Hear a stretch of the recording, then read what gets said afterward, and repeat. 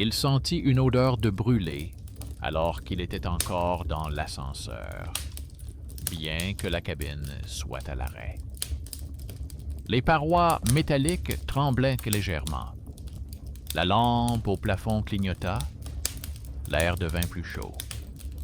Sur le plan d'évacuation, entre le 4e et le 5e étage, une tache sombre apparaissait, comme si quelque chose était en surchauffe dans la cage d'ascenseur.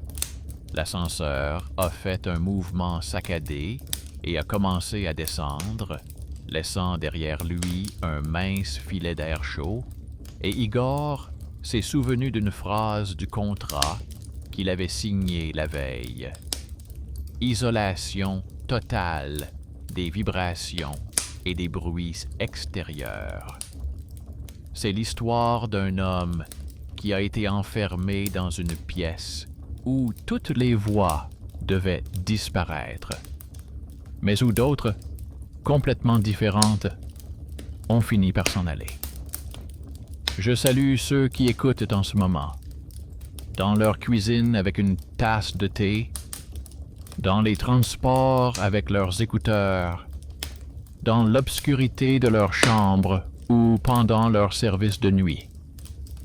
Vous pouvez ensuite écrire dans les commentaires dans quel environnement vous avez écouté jusqu'à la fin.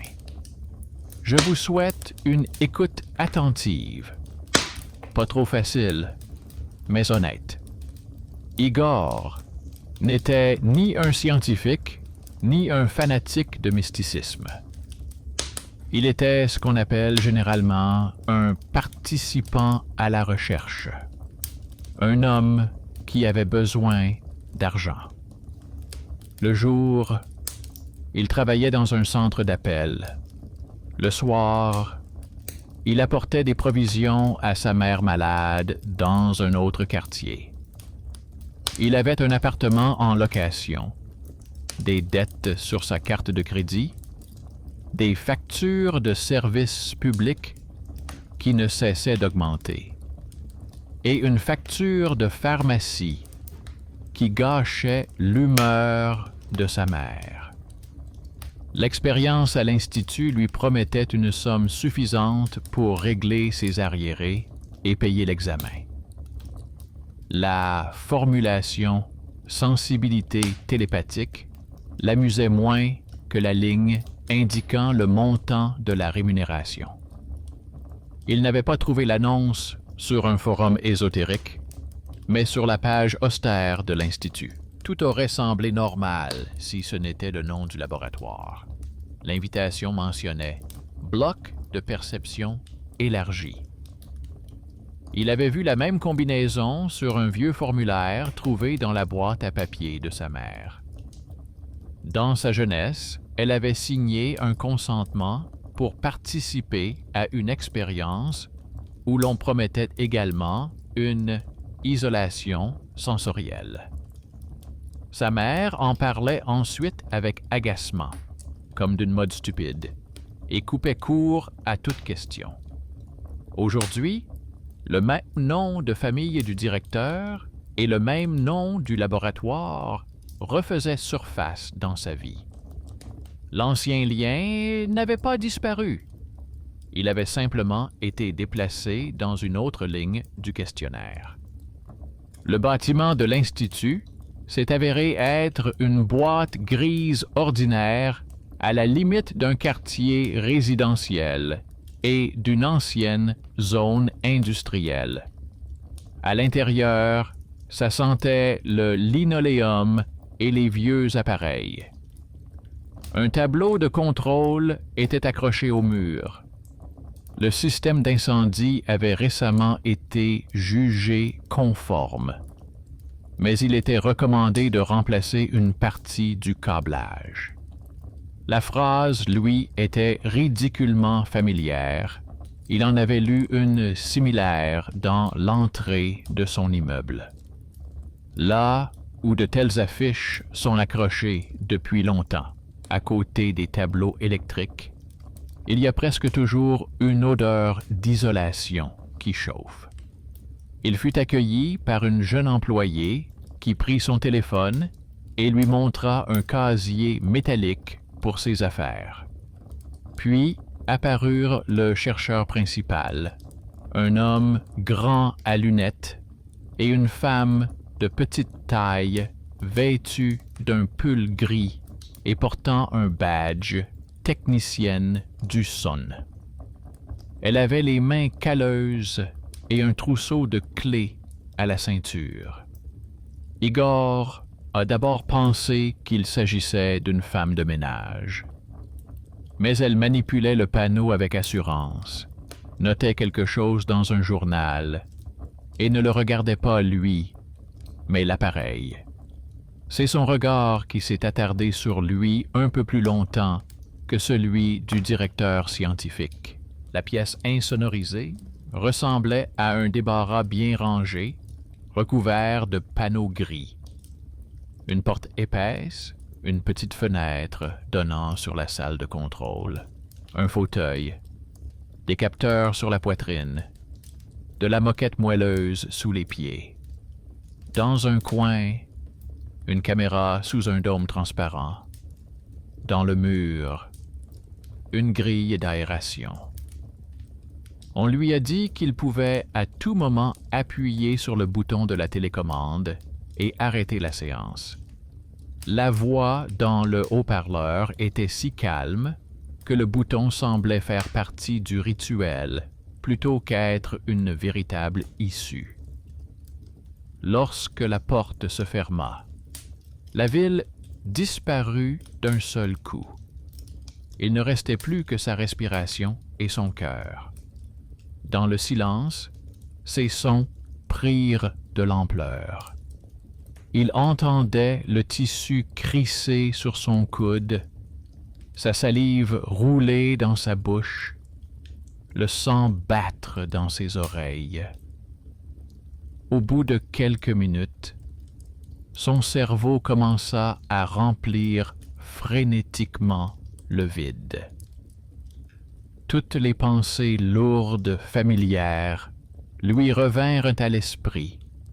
Combien de temps restait-il avant la paye? Quand avait-il appelé sa mère pour la dernière fois? Comment payer sa carte bancaire? Sur fond de cela, il eut soudain une sensation étrange, comme si la phrase qui lui venait à l'esprit se répétait un instant plus tard, légèrement modifiée. Au début, cela ressemblait à un bégaiement. Il pensait qu'il fallait tenir bon jusqu'à la fin de la séance, et quelque part, à la limite de son ouïe, un murmure apparaissait avec la même intonation, mais avec un mot différent. Au lieu de tenir bon, c'était rester assis ou se reposer. Il se rappelait l'avertissement dans le contrat. Une isolation sensorielle prolongée peut entraîner des effets d'écho. Plus il essayait de ne pas y prêter attention, plus cet écho devenait clair. Parfois, le murmure rattrapait ses pensées. Parfois, il les devançait, comme un enfant qui apprend à répéter les phrases d'un adulte et essaye différentes variantes. À travers une petite fenêtre dans le mur, il voyait la pièce voisine. Un chercheur était assis derrière la console, à gauche, l'ingénieur du son, cette femme en gris. Elle ne le regardait pas, elle regardait les graphiques, les lignes de bruit qui devaient être presque droites. À un endroit, la ligne sautait. Elle plissa les yeux, fit une note dans le journal 1 seconde avant que la voix dans le haut-parleur ne s'enquiert de son état de santé. Dans le protocole, en face de la ligne, chuchotements étrangers, une coche apparut. Igor le nota du coin de l'œil et l'enregistra aussi quelque part dans son esprit. il n'était pas le seul à penser que quelque chose n'allait pas. La séance se termina rapidement. La porte s'ouvrit, des bruits de pas, des voix, le brouhaha du couloir envahirent la pièce. Le présentateur écouta son bref récit et hocha la tête d'un air satisfait. Igor parla du rythme perturbé, de la perception accrue de son corps, de la sensation que ses pensées se dédoublent. Rien de superflu. Il voulait être reconnu comme normal et être admis à l'étape suivante, au reste de la rémunération. Pendant ce temps, l'ingénieur du son tapait le rapport. Ses doigts bougeaient rapidement, mais son regard s'attarda à nouveau sur le même pic du graphique, là où la ligne du bruit s'était figée. Elle imprima une petite feuille et la glissa dans un dossier séparé, et non dans la pile commune. Dans le couloir, de vieilles coupures de journaux et une liste d'anciens projets étaient accrochés au mur. Parmi eux se trouvait une feuille jaunie avec le nom d'un ancien programme sur la privation sensorielle et un nom de famille qu'il avait déjà vu sur le formulaire de sa mère. À côté figurait la date à laquelle sa mère venait de commencer à travailler. À l'époque, quelqu'un de ce service lui avait proposé de élargir sa perception. Aujourd'hui, une proposition similaire était faite à son fils, mais dans un autre bâtiment et sous un nouveau logo. Igor s'attarda un peu plus longtemps sur ce papier que sur les autres, puis continua son chemin vers la caisse, où on lui remit une avance, la moitié de la somme promise. La seconde partie lui serait versée à la fin du cycle. À la maison, il fut accueilli par les bruits habituels. La télévision derrière le mur, les claquements de porte, le bruit de l'eau dans la colonne montante. Lorsqu'il ouvrit le robinet de la cuisine, l'eau coula en un jet irrégulier. Dans le bruit de la canalisation, il distingua soudain une intonation familière, pas des mots, mais un rythme similaire à celui qui résonnait dans sa tête, dans sa cellule. Il serra les dents, ouvrit et ferma le robinet plusieurs fois. Le bruit redevint normal. Le lendemain, l'ascenseur sentait à nouveau le câble brûlé. Sur le panneau d'étage, la lumière de son étage clignotait un peu plus longtemps que les autres, comme si l'ascenseur se demandait à chaque fois s'il valait la peine de monter. Le matin, la radio de l'appartement voisin diffusait les informations et la météo. Igor était allongé et écoutait, jusqu'à ce qu'il comprenne qu'il n'écoutait pas le présentateur, mais les pauses entre les phrases. Là, dans un léger sifflement, l'écho de ses propres pensées se faisait à nouveau entendre. Alors qu'il se répétait dans sa tête « Il faudrait appeler ma mère », la radio diffusait une information selon laquelle beaucoup ont actuellement du mal à aider leurs proches. Là où il pensait au devoir, le présentateur utilisait soudainement un mot rare qu'il venait de répéter mentalement. Hasard, cerveau manipulé, effet de choix. Il connaissait toutes les explications. Mais une partie de lui comprenait que depuis qu'il était sorti de la cabine, il y avait au moins 2 voies dans le monde. Il aurait pu suivre la voie habituelle, mettre tout cela sur le compte de la fatigue, se taire et simplement récupérer la seconde moitié de ses honoraires. Mais une série de détails s'était déjà mise en place.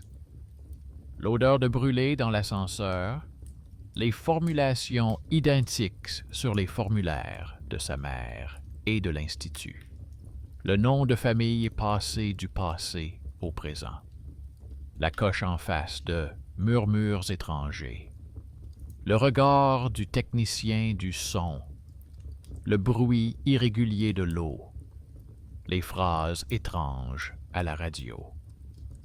À ce moment-là, il a décidé de faire un pas que personne n'attendait de lui. Non pas vers le temple ou le médecin, mais vers la partie la plus ennuyeuse de ce monde. Ceux qui tiennent les registres des corps de travail, impriment les rapports et conservent les dossiers avec les graphiques imprimés. Là où un petit homme avec un trousseau de clés remarque parfois ce que les scientifiques préfèrent laisser hors cadre. Il a commencé par la démarche la plus simple, que personne ne fait habituellement. Le jour de la deuxième séance, il est arrivé à l'Institut non pas à l'heure prévue, mais 1 heure plus tôt. Le gardien à l'entrée a même été surpris. Il a regardé sa montre, vérifié la liste, mais a finalement fait un geste de la main. Qu'il entre, s'il est déjà inscrit. Le couloir du bloc de laboratoire était encore calme. Les portes des bureaux étaient fermées. Seule une femme de ménage s'affairait avec un seau près des toilettes. Près de la porte portant l'inscription « Poste technique », une ampoule tamisée était allumée, et derrière la vitre, on pouvait voir des étagères remplies de dossiers. Igor s'arrêta, fit semblant de chercher les toilettes, mais en réalité, il observait qui entrait et sortait. Au bout de quelques minutes, la femme ingénieure du son en pull gris s'approcha. Elle ne portait pas de blouse, mais tenait une tasse thermos à la main et le même trousseau de clés à la ceinture. Elle ouvrit la porte technique, s'apprêtant à entrer, et c'est à ce moment-là qu'elle le remarqua. Son regard trahit une certaine méfiance, comme celle d'une personne habituée à ce que les patients n'entrent pas ici. Igor ne lui parla pas des murmures provenant des robinets et de la radio. Il choisit ce qui pouvait l'intéresser en tant que spécialiste. Il lui dit qu'il était troublé par le pic de bruit sur le graphique qu'il avait remarqué du coin de l'œil et par la coïncidence entre ce moment et sa sensation de écho des pensées. Il lui demanda si cela pouvait arriver avec l'équipement. Il parlait calmement, sans prétention, comme s'il discutait d'un dysfonctionnement du casque dans un centre d'appel. C'était son petit talent, parler aux gens dans leur propre langage, sans les effrayer avec une plainte. Il l'avait acquis au travail, où la façon dont il présentait le problème déterminait si le client allait crier ou accepter une solution simple. Aujourd'hui, cette compétence a joué en sa défaveur. La femme qui, à en juger par le ton de ses collègues, était considérée ici comme un meuble, a soudainement eu l'occasion de se révéler en tant qu'experte. Elle hésita, regarda le couloir vide et lui fit signe de la main. En quelque sorte, entrez, puisque vous êtes là. À l'intérieur de la salle technique, il y avait des étagères avec des boîtes, des ordinateurs avec 2 écrans, une imprimante, plusieurs vieux appareils couverts de poussière. Sur le mur était accroché un tableau avec les horaires des techniciens du son. En dessous, une feuille séparée avec des annotations manuscrites. Le nom de sa mère n'y figurait pas, mais au-dessus était accrochée une copie d'un ancien protocole avec un cachet officiel. Le calendrier des séances de privation sensorielle d'il y a plus de 30 ans. En dessous, il y avait une note. Archive, ne pas utiliser.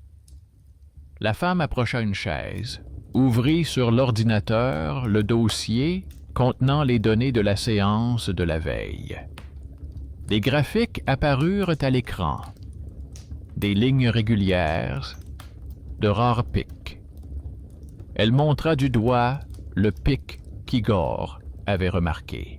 Elle expliqua que cela était théoriquement possible, si, au moment de l'isolement complet, une impulsion provenant d'une source extérieure parvenait à passer. Par exemple, si quelqu'un claquait brusquement la porte d'une pièce voisine ou faisait tomber un objet métallique. Mais hier, selon elle, le couloir était calme et le bureau voisin était vide. Elle a tapoté le boîtier de l'ordinateur comme sur une vieille machine à laver et a ajouté que même si les appareils étaient anciens, s'ils produisaient des pics constants, cela aurait déjà été remarqué. Il lui a demandé si les participants avaient déjà parlé de chuchotements étranges. Elle s'est tendue pendant 1 seconde, comme s'il avait mis les pieds là où il ne fallait pas. Puis, sans le regarder, elle a ouvert un autre dossier, un dossier d'archives, marqué d'une ancienne programme. Il contenait des protocoles scannés, sur lesquels des annotations avaient été faites à la main. En face de certains noms figurait le même mot, écho, parfois accompagné de phrases telles que voix étrangère et sensation de répétition. Au bas de plusieurs feuilles, une ligne traversante indiquait « Le participant a refusé de continuer, invoquant un sentiment d'ingérence. » Sous 2 noms figurait celui du même ancien directeur, le père de l'actuel. Sa signature semblait jeter un pont entre toutes ces années. La femme a déclaré que tous ces phénomènes étaient officiellement consignés dans la section « Effets typiques de la privation sensorielle ». C'était plus facile à écrire dans les rapports. Mais elle a passé de nombreuses années devant les appareils et a constaté que les pics de bruit ne coïncidaient pas avec le pouls ou la respiration, mais précisément avec les moments où les gens décrivaient ensuite des chuchotements. L'appareil enregistrait quelque chose qui ne cadrait pas avec la psychophysiologie pure. Ce n'était pas une preuve de miracle, mais ce n'était pas non plus un simple bug. Elle ajouta que parfois, lorsqu'elle rentrait chez elle après ses gardes, elle avait l'impression que les murs de son propre appartement se souvenaient de ces sons. Pas des mots précis, mais la manière dont les gens se mettaient dans tous leurs états dans le silence. Elle ne savait pas comment l'expliquer ni à qui en parler. Dans les rapports, cela n'intéressait personne.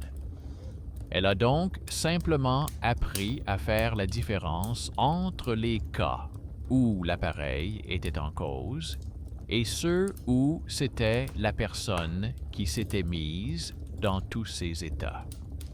Igor comprit qu'il avait devant lui cette héroïne méconnue qui, depuis des années, était assise entre les gens et les appareils et en savait plus sur ce qui se passait que n'importe quel responsable.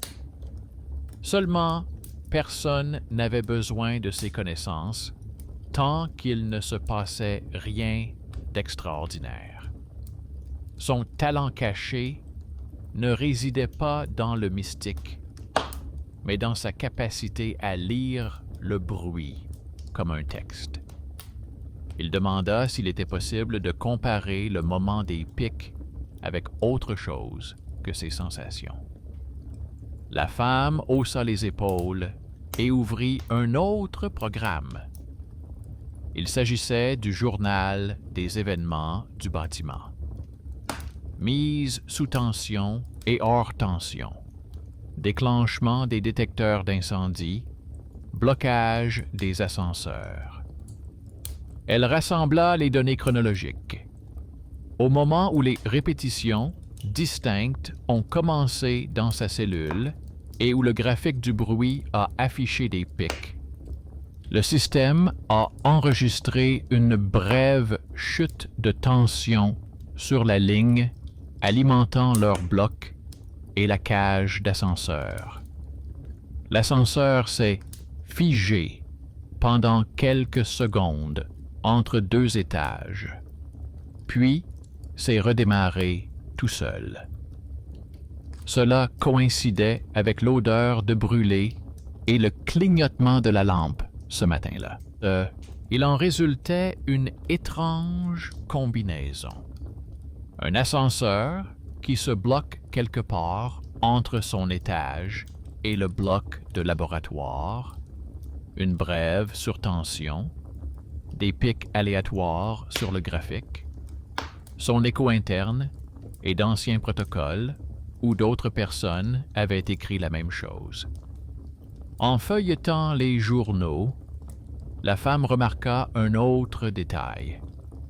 Dans la liste des équipements connectés à la même ligne que la caméra figurait un ancien serveur d'archives, officiellement répertorié comme désactivé en attente de mise hors service. Mais les journaux de bord faisaient parfois état de tentatives pour le réactiver, comme si quelqu'un ou quelque chose à l'intérieur du système essayait de le contacter. Igor s'est demandé comment sa propre voix avait pu se retrouver à un tel endroit. Il s'est souvenu du questionnaire dans lequel il avait imprudemment accepté le traitement ultérieur des enregistrements anonymisés. La proposition semblait normale, comme le consentement à l'utilisation des données dans un centre d'appel. Il s'avérait maintenant que ces réactions et ces descriptions se retrouvaient également dans la masse générale, où les anciens enregistrements côtoyaient les nouveaux et où les archives qui devaient être supprimées s'activaient encore parfois lorsque la tension du réseau baissait. La femme ingénieure du son, comme si elle avait lu dans ses pensées, a déclaré qu'elle n'aimait pas depuis longtemps la façon dont l'Institut traitait les documents anonymes. Selon elle, les anciens fichiers et protocoles sont conservés sur les serveurs, car il serait dommage de jeter ce qui a autrefois demandé tant d'efforts.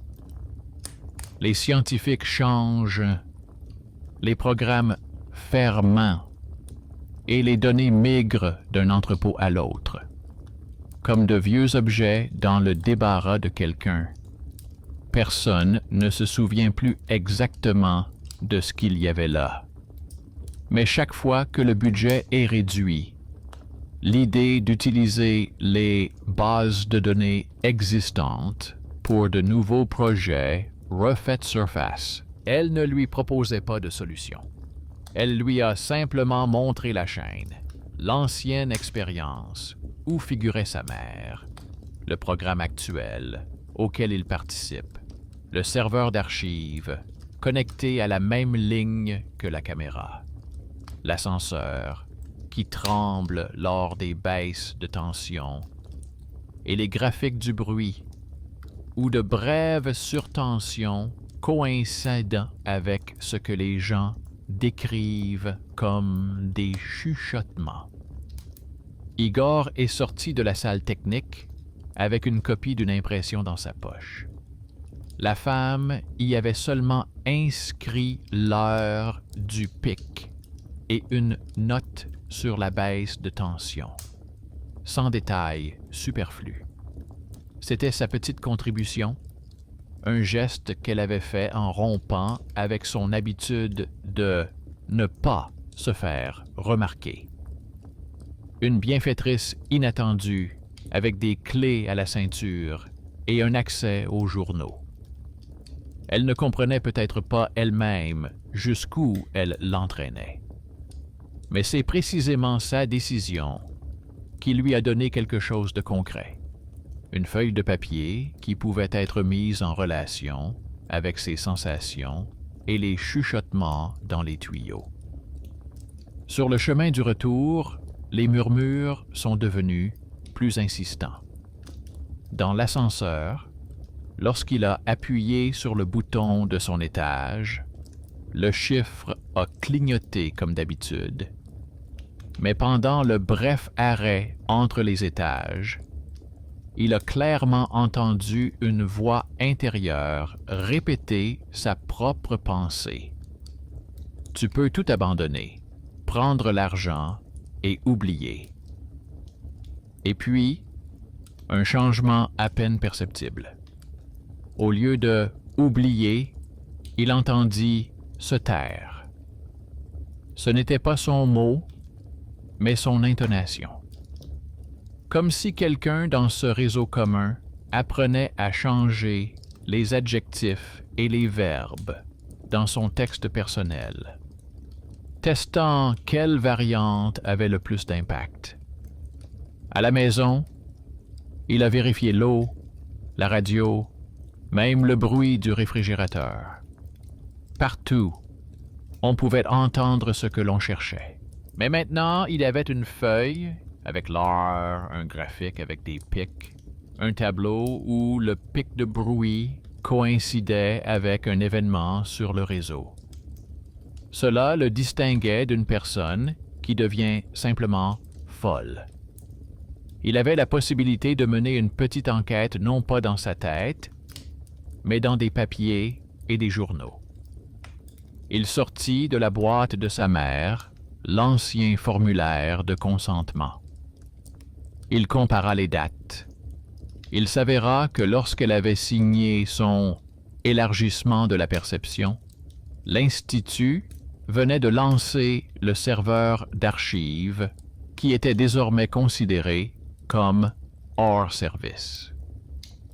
Il ne voyait pas les noms de ceux qui y avaient participé à l'époque, mais il pouvait deviner que leur voix se trouvait également quelque part dans ce système. Pas dans un sens mystique, mais au sens très littéral, sous forme d'enregistrement, de transcription, de chiffres. Le lien entre les générations devenait non seulement une métaphore, mais aussi presque un fait technique. Igor se retrouvait dans une chaîne où ses pensées et ses paroles pouvaient suivre le même chemin que celle de sa mère. Dans les archives, sur le serveur, dans un ensemble pédagogique, puis dans les fonds de quelqu'un d'autre.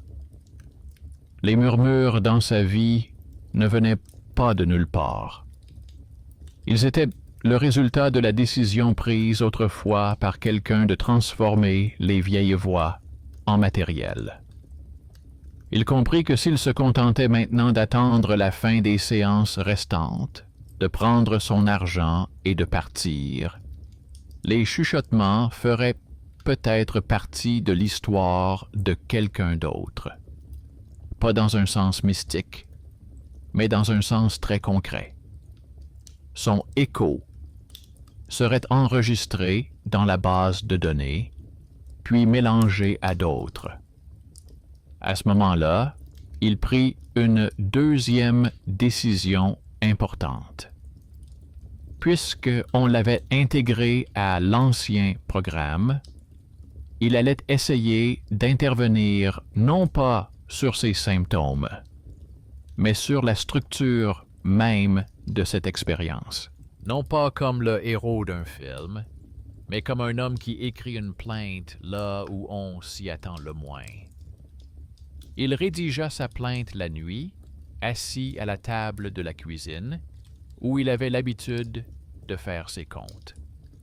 La pile de reçus était posée à côté, comme argument expliquant pourquoi il s'était embarqué dans toute cette histoire.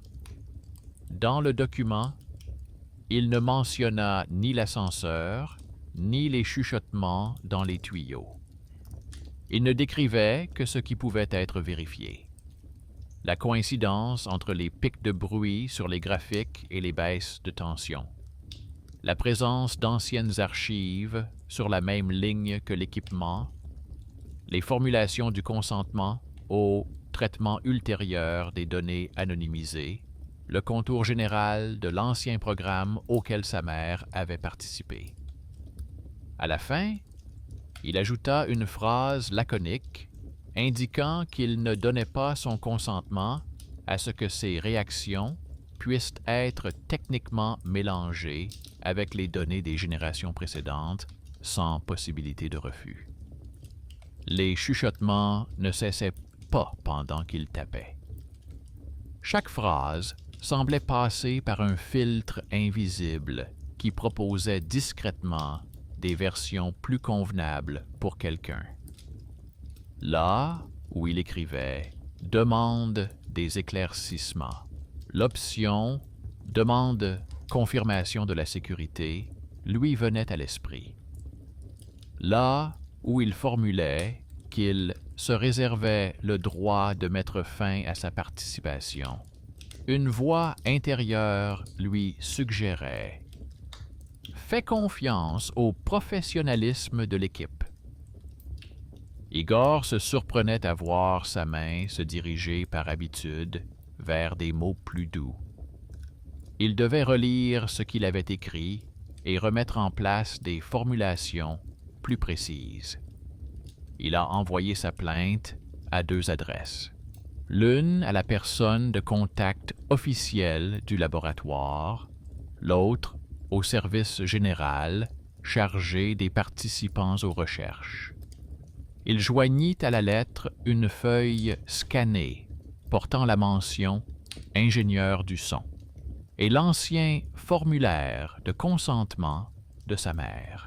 Il savait que ses chances étaient minces. Généralement, ce genre de lettre se perd dans la masse de la correspondance.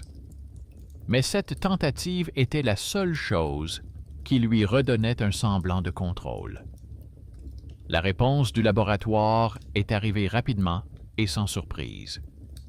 Une formule polie de remerciement pour l'attention portée. Des références au fait que toutes les procédures sont conformes aux normes et une proposition de discuter de tout cela en personne avec le responsable du projet. À la toute fin, un rappel discret indiquait que la cessation de la participation entraînerait une révision des conditions de paiement. Une petite voix dans sa tête répéta presque avec approbation « Révision des conditions », comme si elle savourait la formulation elle-même. Igor sentit monter en lui le désir habituel d'accepter, de ne pas discuter, de ne pas perdre d'argent. Il n'y eut aucune réaction à la 2e lettre adressée au service général pendant longtemps. Au bout de quelques jours, il décida qu'elle resterait sans réponse. Mais environ 1 semaine plus tard, il reçut un appel d'un numéro inconnu. La personne au bout du fil se présenta comme un membre de la commission interne d'éthique de la recherche. Elle dit avoir reçu sa lettre et souhaitait obtenir des précisions. Elle lui demanda de raconter non pas ses impressions, mais les faits, l'heure, la chronologie, qui avait dit ou fait quoi. Igor a soigneusement exposé sa mini-enquête sur le journal des événements, le serveur, l'ascenseur et les coïncidences. La voix à l'autre bout du fil ne l'a pas interrompu et n'a pas essayé une seule fois d'arrondir les angles. Ce n'est qu'à la fin qu'elle lui a demandé s'il acceptait que sa plainte soit examinée de manière formelle, et non comme un retour d'information sur son état de santé. Cet homme est devenu un autre bienfaiteur inattendu. Non pas quelqu'un qui détient un grand pouvoir, mais quelqu'un qui a suffisamment d'accès pour ressortir de vieux dossiers et poser des questions dérangeantes. Il n'a rien promis, n'a pas proposé de s'occuper personnellement de l'affaire. Il a seulement indiqué que certaines procédures pourraient être suspendues pendant la durée de l'enquête. Igor a compris qu'il s'agissait de lui et de ceux comme lui qui avaient été recrutés par le biais d'annonces. La visite suivante à l'Institut ne ressemblait plus à une séance habituelle. À l'accueil, on lui a demandé d'attendre qu'on vienne le chercher. Au lieu de l'employé habituel, c'est le même chercheur principal qui l'a accueilli, mais sans blouse, en chemise ordinaire. Il se comportait de manière très correcte, mais ses gestes trahissaient l'irritation d'une personne distraite d'une tâche importante. Dans un petit bureau, avec un ventilateur silencieux sur le rebord de la fenêtre, le chercheur lui a proposé de reformuler ses griefs oralement. Igor a remarqué que sur la table se trouvait une copie imprimée de sa plainte avec des annotations au crayon dans les marges. Le chercheur a parlé de malentendus, a fait référence aux normes internationales, a assuré que les anciennes données n'étaient utilisées que de manière anonymisée, que personne n'écoutait les pensées de qui que ce soit.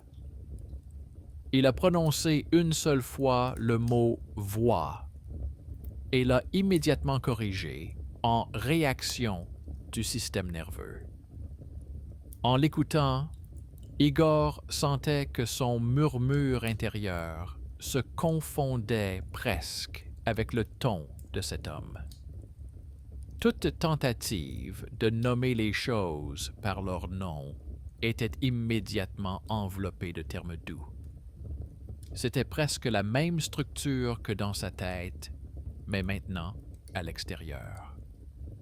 À un moment donné, le chercheur remarqua qu'Igor faisait trop souvent des pauses, comme s'il vérifiait quelque chose en lui-même.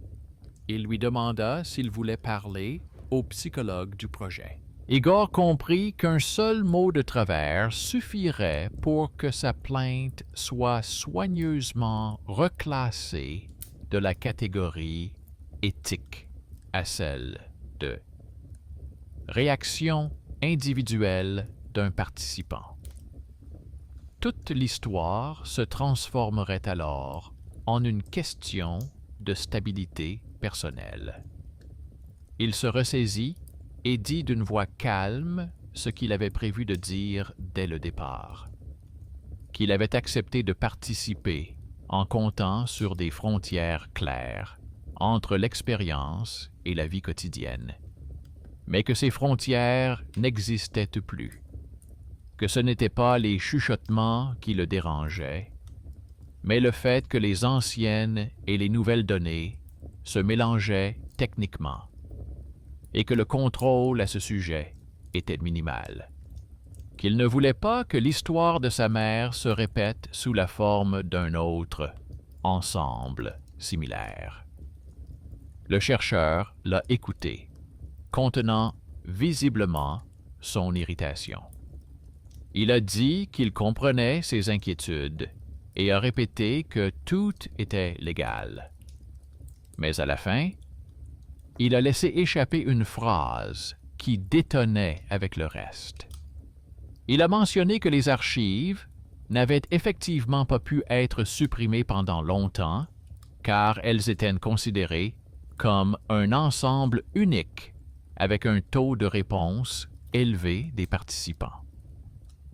Ce mot « réponse » est resté gravé dans son esprit. Au lieu d'une mystique indéfinie, il y voyait un motif assez simple. Autrefois, la forte réaction émotionnelle de quelqu'un s'était transformée en un cas statistique significatif.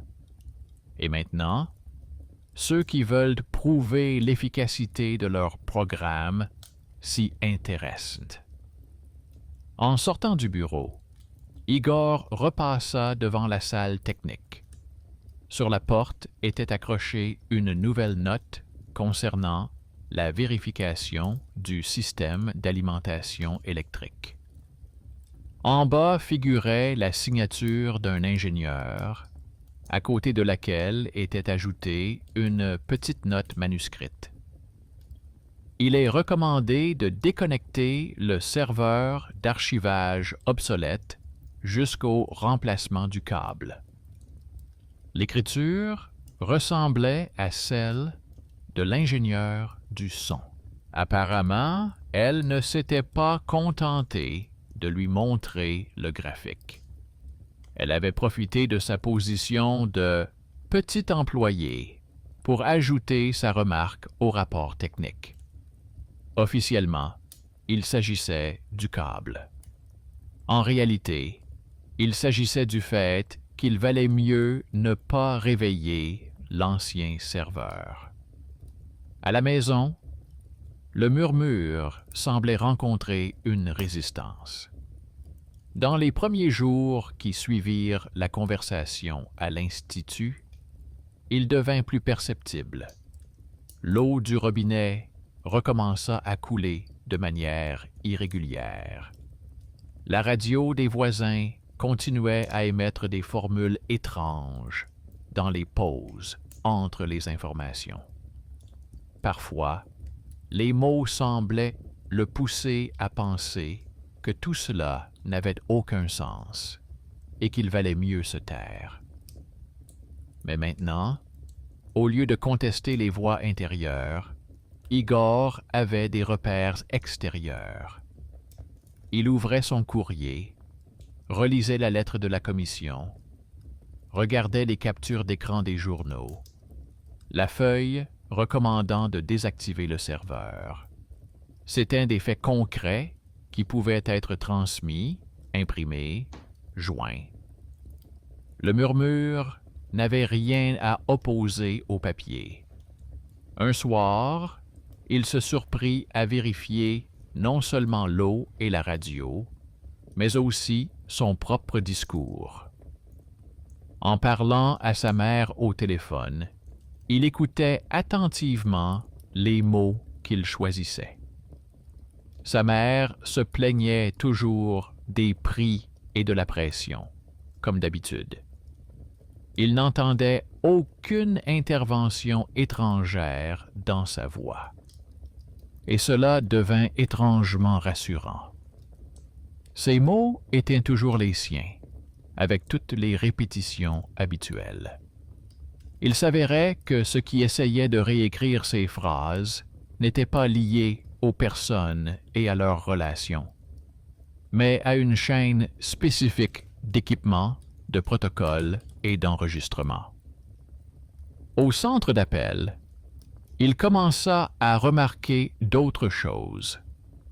Certaines phrases qu'il prononçait autrefois mécaniquement lui revenaient désormais de la bouche des clients. Une petite voix intérieure lui suggéra une explication simple. Sa voix était enregistrée et utilisée pour former les nouveaux opérateurs.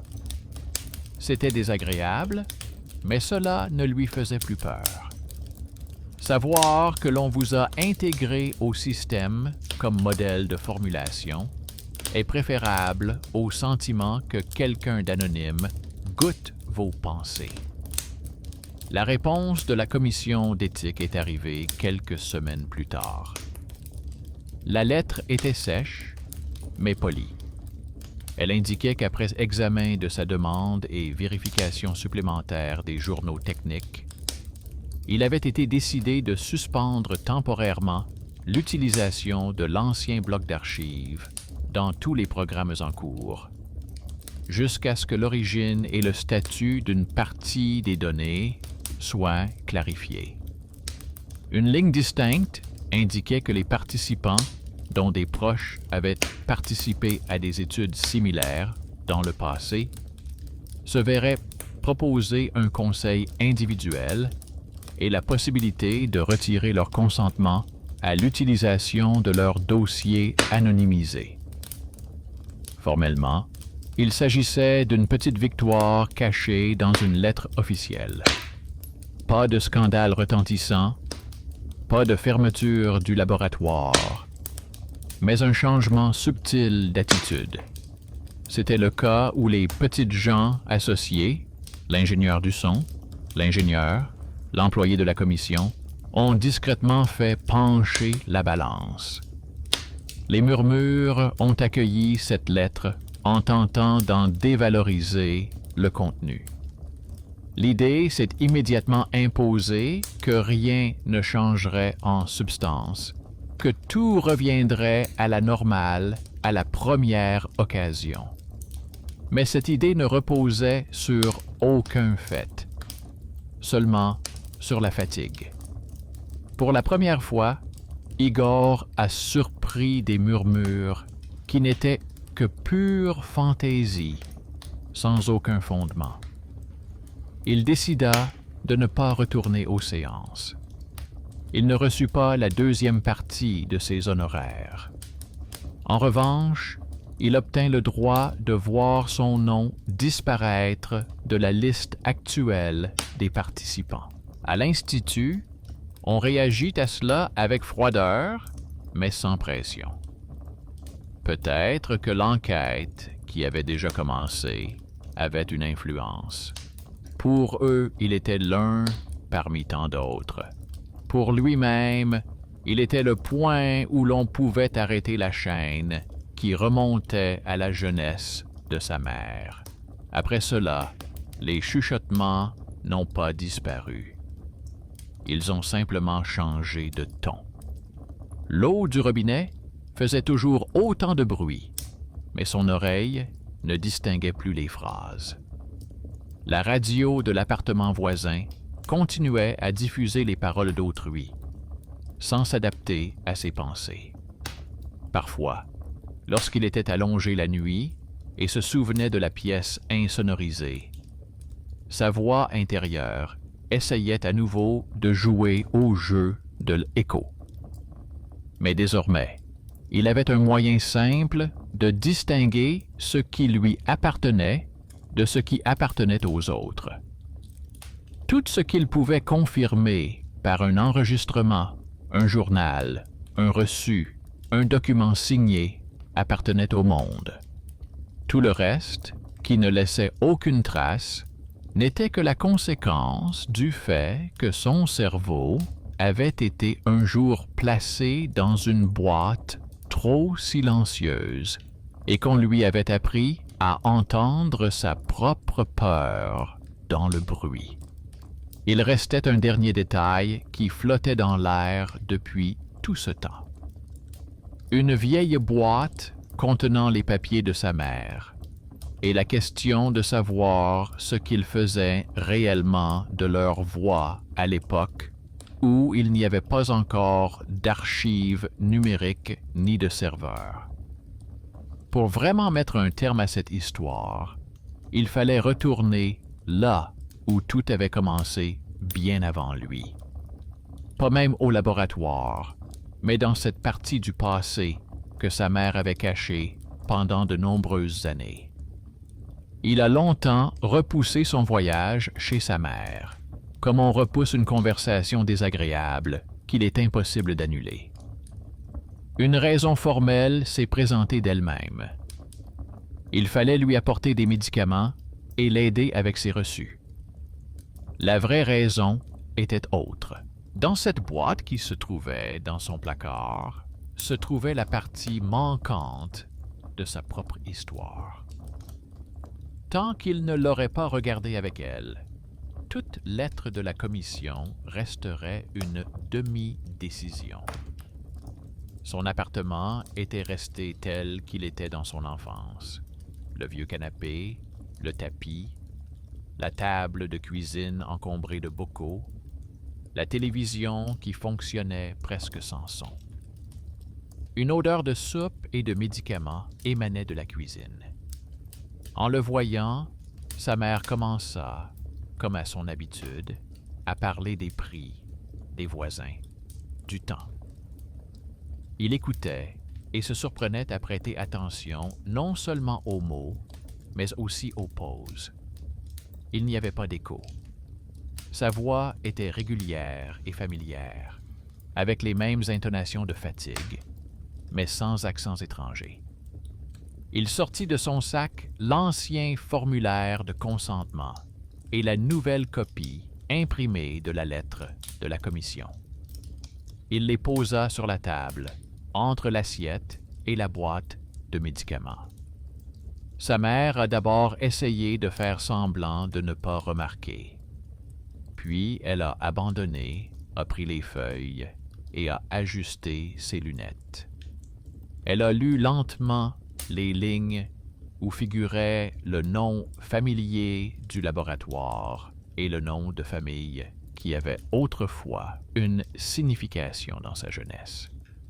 Son visage a successivement affiché de l'irritation, de la confusion et une vieille honte. Elle lui raconta ce qu'elle avait interrompu auparavant.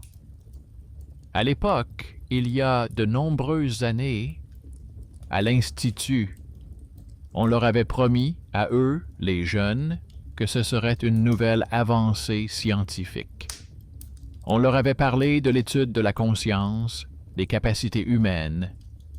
On leur avait dit que le pays devait être fier de telles expériences. On leur avait remis de beaux formulaires, donné un peu d'argent et la possibilité de se sentir partie prenante de quelque chose d'important.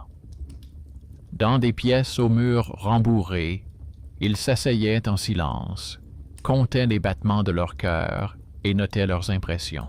La plupart considéraient cela comme un jeu. Mais il y avait des gens pour qui ce jeu était devenu quelque chose de plus important.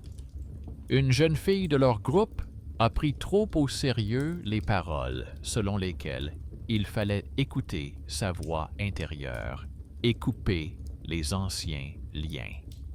Après plusieurs séances, elle a radicalement changé de vie, s'est disputée avec ses parents et a abandonné ses études. Ensuite, diverses rumeurs ont couru à son sujet. Certains disaient qu'elle était partie, d'autres qu'il lui était arrivé malheur. Officiellement, l'institution n'a pas réagi. Dans les procès-verbaux, sa décision n'était qu'une simple coche à côté de la mention « forte réaction ». Sa mère a avoué que c'est après cela qu'elle a cessé de se rendre au laboratoire et qu'elle n'a pas pu se pardonner d'avoir signé le formulaire pendant de nombreuses années. Maintenant, en regardant la lettre de la commission, elle voyait son implication différemment. Non pas comme une erreur de jeunesse, ni comme un épisode isolé, mais comme le début d'une longue chaîne qui s'étendait jusqu'à sa vie. Sa signature sur l'ancien consentement était devenue ce petit pas qui avait permis de conserver les archives. son consentement au traitement anonymisé avait prolongé cette ligne. Quand il lui avait parlé de la caméra, des chuchotements et du vieux serveur, elle était restée longtemps silencieuse, puis avait dit que tout cela ne ressemblait pas à un miracle, mais plutôt à la cupidité d'autrui. Quelqu'un, à un moment donné, n'avait pas voulu jeter ces données et leur avait trouvé une nouvelle utilisation. Il lui a proposé de faire ce qu'elle n'avait pas pu faire dans sa jeunesse. Rédiger une déclaration de retrait de son consentement à l'utilisation de ses anciens enregistrements. Il lui a expliqué que les participants avaient désormais cette possibilité, que la commission l'avait reconnue. Sa mère a d'abord rejeté l'idée, disant que trop d'années avaient passé, que tout était sûrement confus dans les archives. Mais elle a ensuite pris un stylo. Et c'est là que son talent caché s'est révélé de manière inattendue. Après avoir travaillé pendant de nombreuses années dans un bureau, elle savait comment formuler correctement ses demandes. Elle n'avait pas peur des termes juridiques, savait se référer aux articles et aux paragraphes qu'elle avait autrefois mémorisés. Ensemble, elles ont rédigé un texte. Il ne contenait aucune émotion, seulement des faits. La mère indiquait la date de sa participation, le nom du programme, les noms des responsables, et se référait aux nouvelles règles relatives au traitement des données personnelles. Elle exigeait que l'utilisation de tous ces enregistrements cesse et qu'ils soient soit détruits, soit conservés sans accès. Elle a demandé une copie du document confirmant les mesures prises. Cette déclaration ne contenait pas un seul mot sur les voix et les chuchotements. Seulement un langage froid et compréhensible pour l'Institut.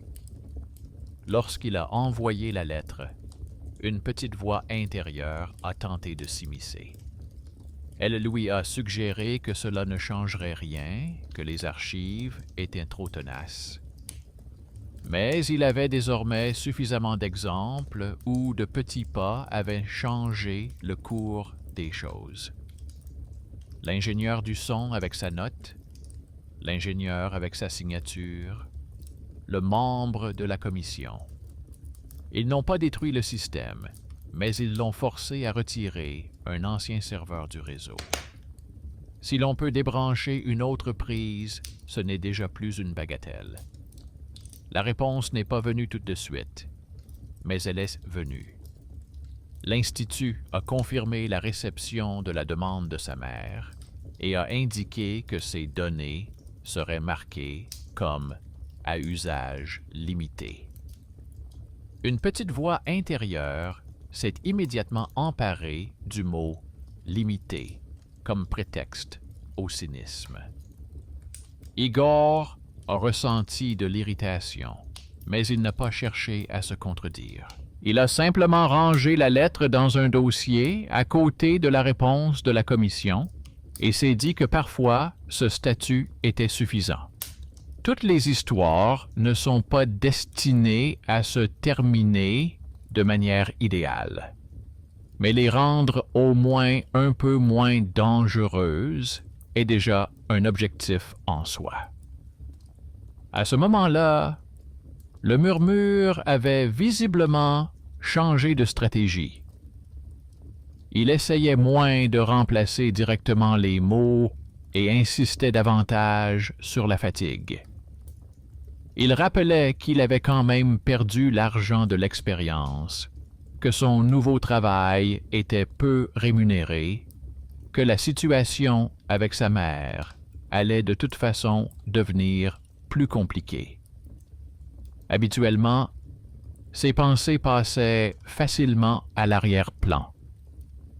À présent, dans chacun de ses messages, il entendait non seulement sa propre voix, mais aussi ce ton institutionnel qu'il reconnaissait déjà dans les lettres et les conversations.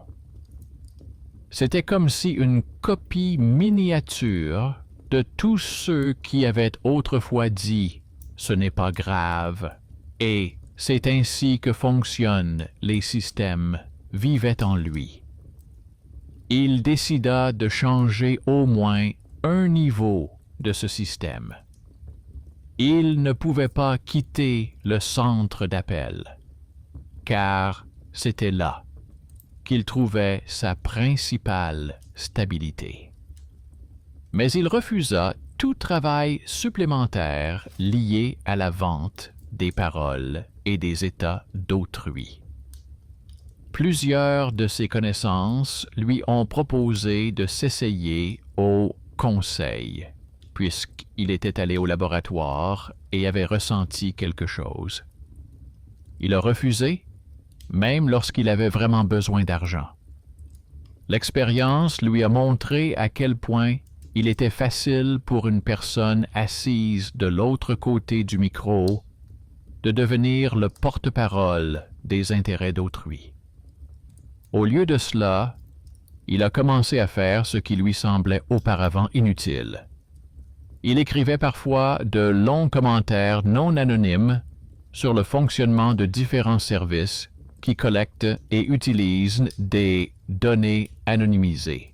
Parfois, ces messages étaient ignorés, parfois il recevait des réponses formelles, et parfois il constatait de petits changements. De nouvelles lignes dans les politiques, des cases à cocher manuellement, la possibilité de refuser. Il ne se faisait pas d'illusions sur le fait qu'une seule personne pouvait arrêter un grand flux. Mais chaque résultat était comme un autre appareil déconnecté de la ligne. Avec le temps, un nouvel équilibre s'est installé dans son esprit. Les murmures n'ont pas disparu, mais leur rôle a changé. Là où auparavant, il le poussait à prononcer des mots qui convenaient au scénario des autres, il se contentait désormais de répéter ce qu'Igor avait peur d'admettre. Il lui rappelait, par exemple, qu'il était fatigué, qu'il avait peur de l'avenir, que sa mère vieillissait. Il n'y avait plus de contrôle extérieur. C'étaient ses propres peurs, honnêtes, qu'il avait auparavant fui dans le bruit. Maintenant, après avoir fait l'expérience du silence complet et de ses conséquences, il avait appris à faire la différence entre sa voix et les voix qui avaient un intérêt. Chez sa mère, le murmure se manifestait différemment. Elle avouait parfois qu'en se couchant, elle se souvenait de cette vieille expérience et avait l'impression que les murs de la chambre tremblaient légèrement sous l'effet des voix lointaines. Mais maintenant, sachant que leurs enregistrements ne passaient plus dans les programmes communs, elle se sentait plus légère. Ses souvenirs restaient confinés à son histoire personnelle et ne devenaient pas la matière première de nouveaux jeux. L'Institut continuait à fonctionner.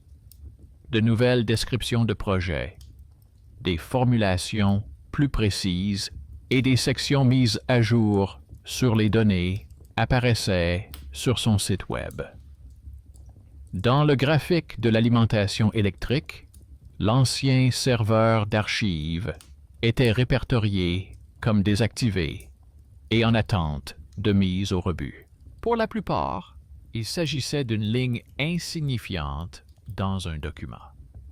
Pour quelques personnes, c'était le résultat d'une série de décisions qui avaient commencé lorsqu'un participant avait remarqué une dent superflue dans le graphique et avait pris la peine de le signaler.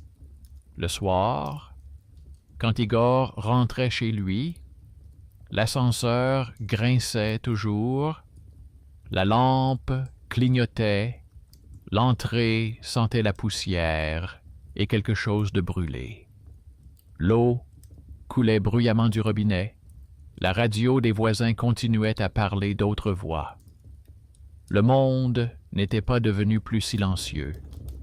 Il était simplement devenu plus compréhensible. Désormais, lorsque, dans les pauses entre les sons, une formulation étrangère lui venait à l'esprit, il ne se demandait pas qui c'était, mais à qui cela profitait. S'il ne trouvait pas de réponse sous la forme d'un contrat, d'une lettre, d'une publicité ou d'un intérêt étranger, il attribuait cela à sa propre fatigue. L'histoire de la pièce où les voix disparaissent s'est terminée dans sa vie non pas par la victoire du silence sur le bruit, ni par l'acquisition d'un don particulier. Tout s'est avéré plus prosaïque et, de ce fait, plus honnête. Plusieurs personnes, que l'on ne remarque généralement pas, ont fait à temps leurs petits pas. L'ingénieur du son qui a remarqué un pic sonore inhabituel, l'ingénieur qui a écrit une ligne sur l'ancien serveur, l'employé de la commission qui a consulté les archives, la mère qui, après de nombreuses années, a retiré sa signature, et lui-même qui a refusé de participer à l'ancien jeu. Ensemble, ils n'ont pas vaincu le système, mais ils ont légèrement changé la vision du monde. Ce qui est effrayant dans cette histoire n'a pas disparu. Cela a simplement changé de forme. Il s'est avéré que le plus inquiétant n'était pas les chuchotements provenant des murs, ni les échos dans la tête, mais la volonté des gens de donner leur voix à ceux qui promettent en échange d'expliquer la vie.